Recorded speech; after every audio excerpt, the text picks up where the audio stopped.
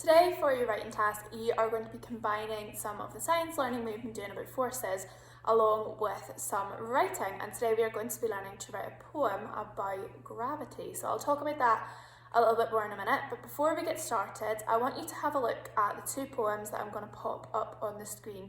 I'll pop them up one after the other. I want you to pause and take a look, and they have got something in common. I want you to try and work out what it is. So I'll put them up now, just pause, have a look, and then let it go on to the next one and do the same.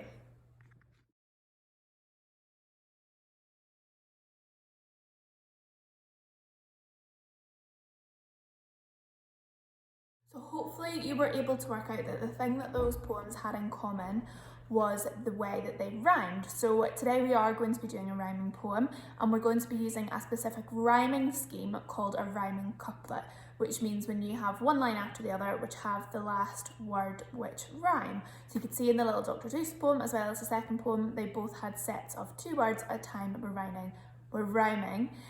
Couplet obviously sounds like couple, meaning two, so that's a good way to help you remember it.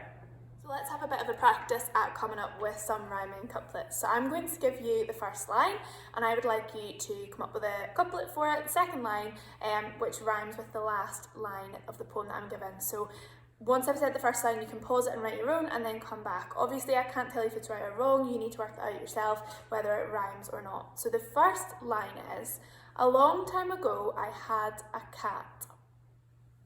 Okay, so pause now. A long time ago, I had a cat, and write the second line.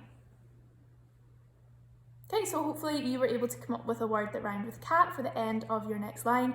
So the one that I thought of was, a long time ago, I had a cat. I tell you that thing was daft as a bat. So you can see that I used cat and bat together to make my rhyming couplet.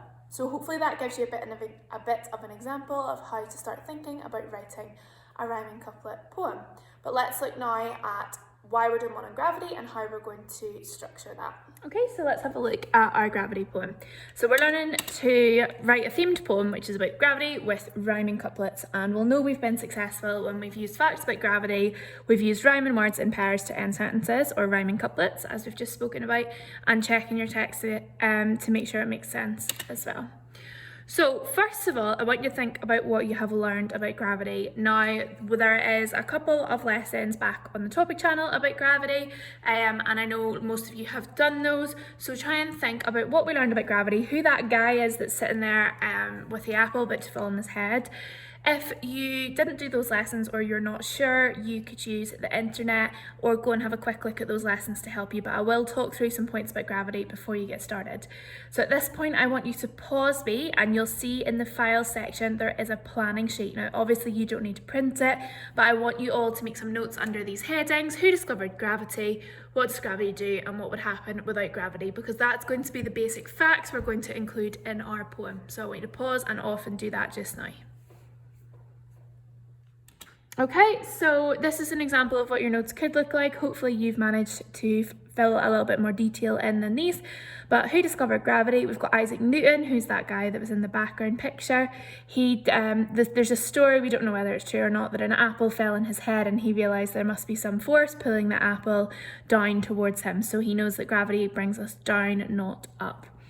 What does gravity do? It pulls objects together, attracts objects. So we know that the gravity on Earth is caused by the Earth actually having gravity and pulling all the objects to it. But obviously when you hit the ground, you can't go any further, so you kind of get stuck there.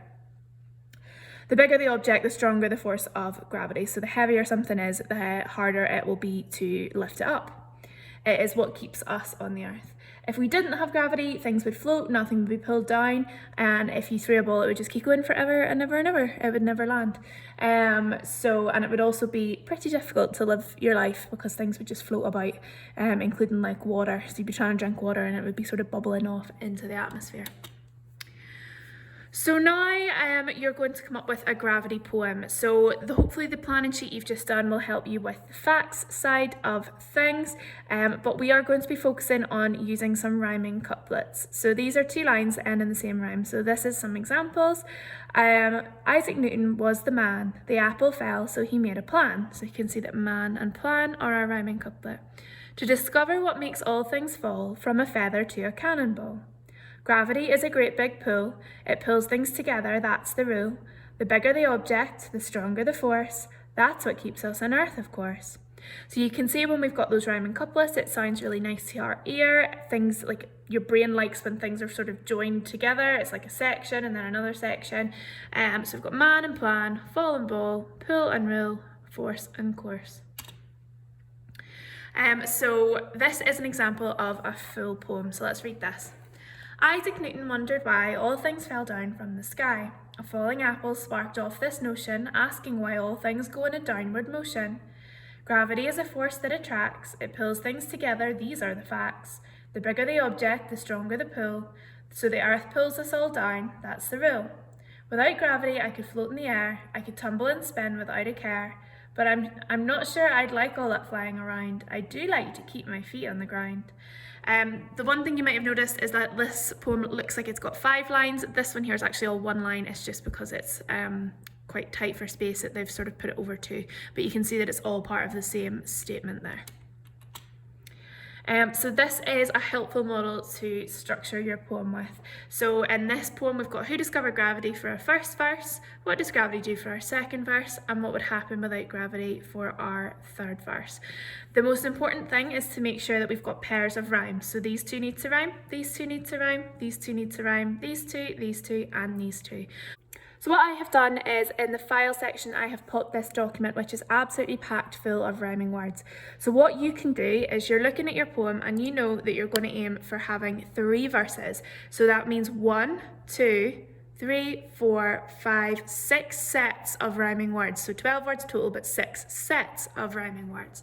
So what you could do is start off by looking at the document, which has all of these rhyming words. There's pages of them. Obviously, if you find some other ones, that's totally fine. You could use those as well.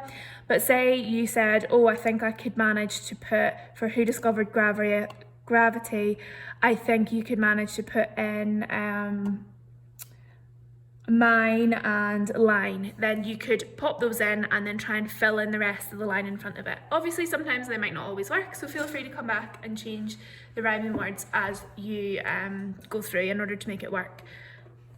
So once you have identified the rhyming words you're going to use, you know that you're going to do a poem with 3 verses and it should have 6 rhyming couplets, okay, so a 12-line poem. Now, I'm not saying you necessarily need to stick completely strictly to the themes of each verse, so who discovered gravity, what does gravity do, and what would happen without gravity, but it's probably the easiest way to do it. If you wanted to add another couple of verses on about something else, that would be absolutely fine, as long as you're sticking with the theme of it being about gravity and you're using rhyming couplets as well. So give it a go and see how you get on.